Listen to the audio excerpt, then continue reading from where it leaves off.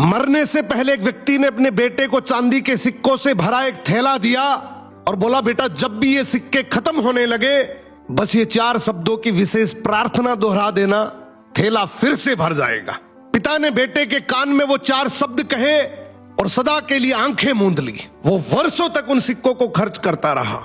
जीवन की चकाचौंध और ऐशो आराम में वो इतना डूब गया कि उसे उन 4 शब्दों की याद ही नहीं रही। उसे लगा कि ये खजाना कभी खत्म नहीं होगा। परंतु धीरे धीरे थैला खाली होने लगा। अब बेटे को घबराहट हुई। उसने याद करने की बहुत कोशिश की पर वो शब्द उसके दिमाग से फिसल चुके थे। वो पागलों की तरह लोगों से पूछने लगा। पहले पड़ोसी से पूछता है कि ऐसी कोई प्रार्थना तुम जानते हो क्या जिसमें 4 शब्द हो?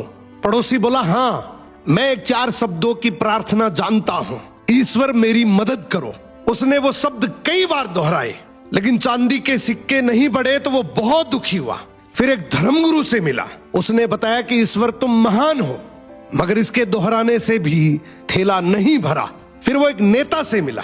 उसने मजाक में कहा, जरूर ये होगा, ईश्वर को वोट दो। परंतु कुछ नहीं बदला। वो निराश होकर अपने घर की दहलीज पर बैठ गया। तभी एक भूखा भिखारी उसके द्वार पर आया।